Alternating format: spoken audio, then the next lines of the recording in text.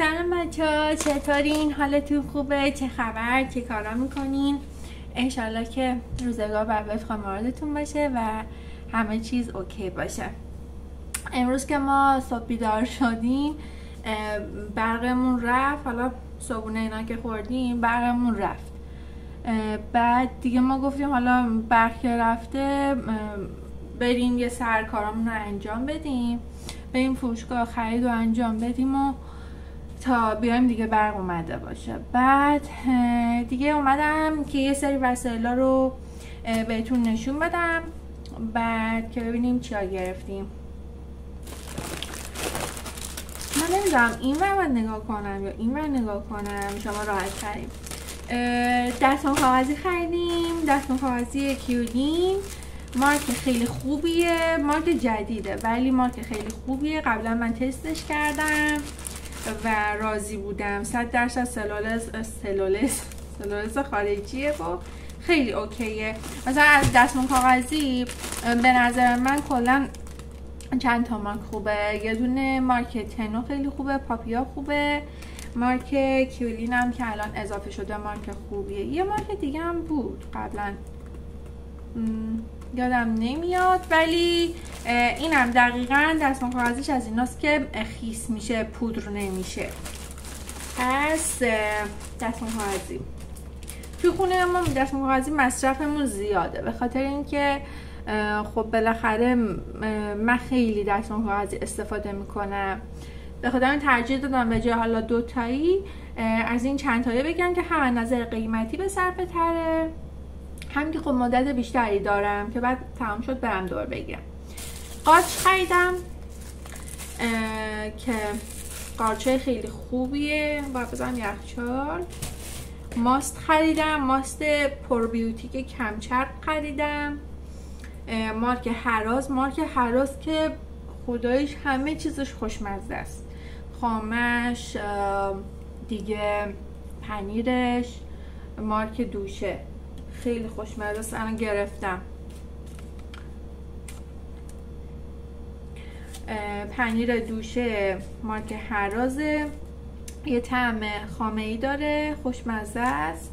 من که خیلی دوست دارم، توی غذا هم حتی ازش استفاده میکنم. بعد شامپو لروکس برای نوشته رو شامپو روزانه و مرطوب کننده موی سر لروکس.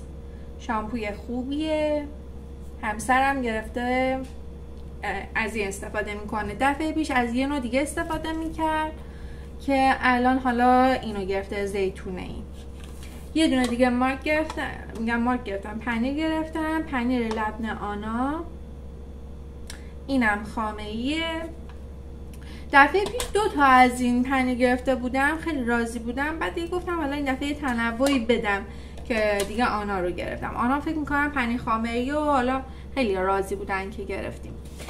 2 تا نخ دندون گرفتم که همیشه از این مارکا میگیرم، مارک دیگه ای نمیگیرم چون 1-2 بار شد مارکای دیگه گرفتم، هی زود پاره میشد یا حالا چی میشد اینا، ولی اینا چون پلاستیکیه خیلی خوبه و من دندونام باش خیلی احساس راحتی داره. بعد آدامس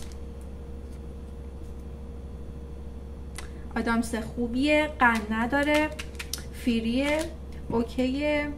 بعد یه دونه ماست میوه‌ای واسه خودم گرفتم چون من خودم دوست دارم ماست میوه‌ای توت فرنگی مارک کاله. بعد یه دونه ادویه گرفتم، ادویه پولوی زعفرونی. ببین این ادویه ها خیلی خوبه. الان مثلا اتفاقا اصلا داشت به من میگفتش که خب که چی مثلا از این ادویه ها میگه، مگه تو ادویه نده؟ بعد مثلا زعفرونی خب چیز کن، زعفرون که داری زعفرون بده. گفتم نه اصلا زعفرون که دارم، بحثمون فرق میکنه. این ادویه ها ترکیبی هن. خب ترکیب ادویه مثلا زیره سبز و زیره سیاه و یه سری ادویه ترکیبیه که دیگه شما لازم نداری بری مثلا مثال میگم 100 گرم از این بگیری، 100 گرم از اون بگیری، 100 گرم از یه چیز دیگه و هزینه‌ش هم حتی بیشتر در میاد. ولی اینا چون ترکیبیه هم خیلی عطر خوبی داره، هم دیگه توی مرحله ازش استفاده میکنی. ادویه پلوییه که خیلی خوشمزه میکنه، برنج قشنگ برنج عطرآگین میشه. بعد مخصوصا اینا رو روی برنجای مخلوطتون مثل لوبیا پلو، حالا استانبولی، برنجای مخلوطتون استفاده کنید بی‌نظیر میشه. رو برنج ساده هم میشه استفاده کرد. بعد یه دونه لیمو فلفلی گرفتم. ببینید ادویه لیمو فلفلی اینم همینطور یه ادویه ترکیبیه. خب فلفل که ممکنه خودمون داشته، مثلا من مصرف فلفل قرمزم تو خونه کمه چون من فلفل قرمز استفاده نمی کنم، ولی مثلا فلفل سیاه استفاده می کنم. پول بیبرم قبلا استفاده می کردم ولی بعد شنیدم که پول بیبر اینجا اصلش نیست و مثلا یه چیز ترکیبیشون مثلا اوکی نیست و اینا نگرفتم دیگه. حالا این ادویه، من یه دونه ادویه چیز دارم، لیمو امانی دارم، اون فرق میکنه. لیمو امانی مثلا مثل خورشه، مثل قرمه سبزی، جدا از اینکه لیمو میندازی یه مقدار بهش اضافه کنی خیلی خوش طعم میشه. یعنی اگرم مخصوصا طعم ترش تو غذا دوست داری فوق العاده میشه. اما این ادویهش ادویه لیمو فلفلی لیموه، لیمو امانی نیستش، عطر لیمو داره، ترکیب با فلفل قرمزه. من اینو بیشتر برای چیز گرفتم، سیب زمینی که میذاری توی فر خیلی خوشمزه میشه، یه ذره از این روش بزن بی‌نظیر میشه. خب بعد سویا گرفتم. معمولا از سویا من توی غذاها فقط بعضی وقتا توی ماکارونی استفاده میکنم چون برنج مخلوطم بیشتر یا گوشت کرده داره یا حالا مرغ میزنم، ولی بعضی وقتا هوس میکنم ماکارونی با سویا درست کنم که به نظرم خوبه، پروتئین گیاهیه، خوشمزه است و اینکه هر از گاهی استفاده کنید به نظرم اوکیه. ماکارونی خریدم، ماکارونی مارک مانا، سایز 2.7 یعنی درشته. از این درشترم بود، فکر میکنم 3 خورده‌ای مارک درشته از این بود، ولی چون از این مدل من تا الان نگرفته بودم گفتم این دفعه اینو تستش کنم که هم مثلا درشته هم ریزه، ما بین درشت و ریزه. بعد نمک گرفتم. من معمولا نمک صورتی میگیرم، بعد از بازار میگیرم از عطاری، اما چون که از یه شهر دیگه میگیرم خب اینجا ندیده بودم، مثلا چند جا پرسیده بودم که داشته باشه نمک صورتی. نمک ها میدونین یعنی نمک صورتی داریم، نمک آبی داریم، ولی اینا همشون اصل نیستش، یعنی رنگ و اینجور چیزا قاطی میکنن. به خاطر همین چون از اونجایی که مطمئن نبودم نگرفتم، ترجیح دادم دیگه، چون وقتی نمک نداشتم مجبورم اینو بگیرم دیگه، نمک ساده. حالا نشه نمک یوددار تصفیه کریستال. سعی کنید کلا تو غذاهاتون نمک کم بزنید، کلا خوب نیست. حالا صورتی میخواد باشه، آبی باشه، میخواد تصفیه شده، کلا خوب نیست، ولی خب واقعا نیاز. خرما گرفتم و پرام واقعا ریخت، خیلی گرون شده بود، انتظارش رو نداشتم. این الان 500 گرمیه، خرمای رژیمی گرفتم چون که ما باشگاه اینا میریم سعی می‌کنیم یه سری چیزا رو مثلا رژیمی تر بگیریم. خب اما این 500 گرمیه، فکر کنم 260 تومن گرفتیم یا 300 تومن گرفتیم، دقیق نمیدونم. حساب بکنیم کیلوی 600 در میاد دیگه. کیلوی 600 خرما به نظرم خیلی زیاده. خب چه کاری، آدم میره گوشت میخره میخوره، ولی خب به خاطر اینکه خرمام جایگاه خودشو داره، انرژیزا گرمه، برای بدن قوت داره، ترجیح دادم که بگیرم. دوغ گرفتیم، دوغای از این بطری و اینجور چیزا همه هست. ببین من کلا زیاد اهل دوغ نیستم، تنها این دوغا رو میخورم، دوغ خزر، چون که طعم ترشی داره و من خیلی این طعم رو دوست دارم. از این طعمایی که بطریا هستش دوغای حالا خامه‌ای میزنن یا غلیظ میشه یا ادویه میزنن، از اونا خوشم نمیاد. از اینا بیشتر دوست دارم که به خاطر همین 2 تا از این گرفتم. صورتم 2 تا از این گرفتم. بعد توی فروشگاهی که ما میریم معمولا خیلی یعنی قشنگ میریم تو صندوق اون قسمت سس‌ها، همیشه سس‌های مختلف میگرفتیم، ولی این سری ترجیح دادیم سس‌ها رو کمتر کنیم به خاطر اینکه ضرر داره. ولی باز من یه دونه سس قرمز خریدم. یعنی خیلی چیزا میخواستم اما بگیرم، مثلا سس خردلم آخراش بود میخواستم بگیرم، سس چیلی تای آخراش بود اونم میخواستیم بگیریم، سس مکزیکی دوست داشتیم تستش کنیم، یه دونه دیگه سس هم بود ولی خب اینا رو کلا دیگه کنسل کردیم دیگه، گفتیم کمتر سس بخوریم. ولی خب این سس قرمز بالاخره همیشه لازمه. معمولا سس قرمز من خرسی میگیرم ولی نداشت، اینو گرفتم.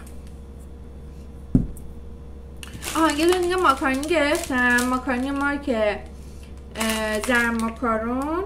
اونو چی گفتم مانا گفتش یکیه، نه اون ماناه، این زرم ماکارونه. خب 1.5 سایزش ریزه و من ریز خیلی دوست دارم، خیلی خوشمزه است، عاشقشم، ترجیحم که هر روز ماکارونی بخورم، خیلی دوست دارم. خب دیگه بالاخره همیشه که نمیشه سالم بخوریم، یه وقتی هم بالاخره آدم باید چی کنه دیگه، خوش بگذرونه برای خودش، یه ذره بیاد توی خوشگذرونی دیگه. گفتم برای روزه که میخوایم با هم دیگه فیلم ببینیم و حالا خوش بگذرونیم یه ذره تنقلات داشته باشیم. چیپس گرفتم، چیپس سرکه‌ای خوشمزه. از این رایس کیک ها خیلی باله، اینا رایس کیک های کوچیکن که پنیریه، بعد داخلش حالا به گفته خودشون که ادعا کردن که اولا چربیش خیلی کمه، کلسترول 0، بعد پروتئین هم 2 گرم داره، 2.8 گرم داره. حالا دیگه ادعا کردن دیگه، چون که رایس کیکه و رژیمیه اینا دیگه نوشته ویتامین B3 داره، فسفر داره، ویتامین B5 داره، منیزیم، زینک، ویتامین B6. قشنگ برای خودش یه قرص تقویتیه در واقع. از این بعد 10 تا میگرفتم. حیف شد. بعد یه دونه پفک خوشمزه لوله‌ای و یه دونه کتل چیپس فلفل هالوپینو، قشنگ با ماست موسیر بخوری یا بورانی بادمجون عشق کنی. یه دونه هم چیز گرفتم، سس پستو ریحان دلوسه. از این سس پستو فلفلی شو داشت، گوجه‌ای شو داشت، نمیدونم چیزای دیگه هم داشت، ولی من ترجیح دادم اینو بگیرم این دفعه. حالا تستش میکنم، اولین باره دیگه اینو گرفتم. میدونستم که خودمون میتونیم درست کنیم، همون سس پستو دیگه. سس پستو هم که میدونید چیا داره، ریحون داره، گردو داره، پنیر پارمسان داره، بعد سیر داره. این سس که درست کردین، میکسش کردین، پاستاتون درست میکنید، ترکیب میکنید، روش هم مرغ حالا خورد میکنید یا حالا میشه تو فرد قشنگ قطع میکنید. ولی من این دفعه گفتم دیگه، چون اولین بارم بود ترجیح دادم اینو آماده بگیرم و گرونم بودش به نظرم، 200,000 تومان پولش بود. ولی حالا دیگه یه بار دیگه ببینیم چی میشه. بعد دیگه ارزم به حضورتون دیگه همینا رو خریدم فکر کنم. آره دیگه همه رو باز کردم. اینم از آنباکس امروزمون. یه پنیر پیتزا خریدم. پنیر پیتزا معمولا از میرفتیم بازار از یه جایی که مطمئن بودیم میگرفتیم، ولی این دفعه که رفتیم فروشگاه دیدیم که انواع مختلف داره، خیلی خوب بود. هم قیمتش، هم مدلاش، هم تازگیش بی‌نظیر بود. خریدیم که اون رفتش فریزر آب نشه. بعد دیگه هم دیگه حالا الان هم که اومدم ساعت نزدیک 3 نهار نخوردیم. برنج گذاشتم دم بکشه جاتون سبز. ایشالله نهاراتون نوش جونتون باشه. ما لوبیا پلو داریم با سالاد شیرازی، حالا ماستم که دیگه گرفتم. بعد دیگه همین دیگه، فعلا همینجا. ممنون میشم که منو سابسکرایب کنید، لایک کنید، کامنت بذارید، به دوستاتون معرفی کنید.